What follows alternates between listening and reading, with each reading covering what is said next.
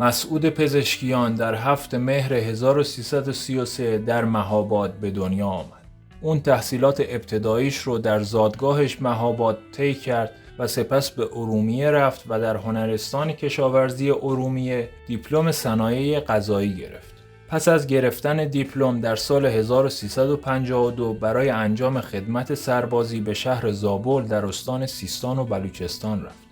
در همین دوره بود که به پزشکی علاقه پیدا کرد و در سال 1354 پس از پایان خدمت سربازی دیپلم دومش رو تو رشته علوم تجربی کسب کرد و در سال 1355 تو رشته پزشکی دانشگاه علوم پزشکی تبریز پذیرفته شد. پزشکیان از سال 1387 نماینده تبریز و آذرشهر در دوره‌های 8م، 9م، 10م، 11م و 12م مجلس شورای اسلامی بود و در دوره 10م هم به عنوان نایب رئیس اول مجلس شورای اسلامی انتخاب شد.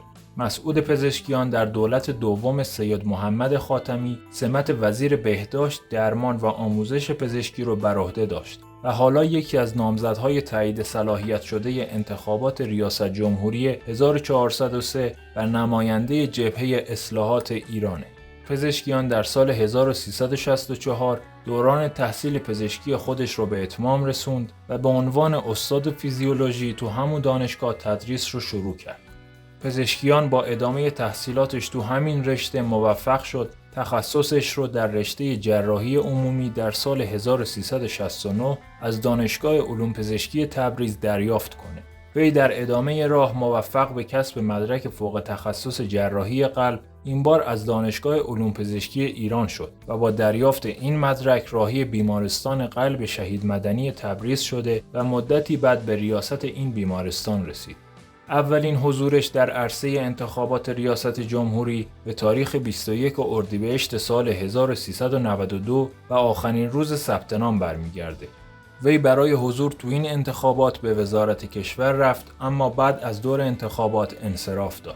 در انتخابات ریاست جمهوری سال 1400 هم مسعود پزشکیان در آخرین روز ثبت نام به وزارت کشور مراجعه کرد ولی صلاحیتش توسط شورای نگهبان تایید نشد.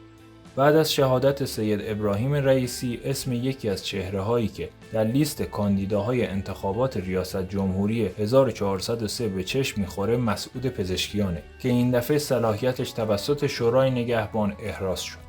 قبل از اینکه ویدیو رو ادامه بدیم ممنون میشم این ویدیو رو لایک کنید و با کامنت هاتون از ما حمایت کنید.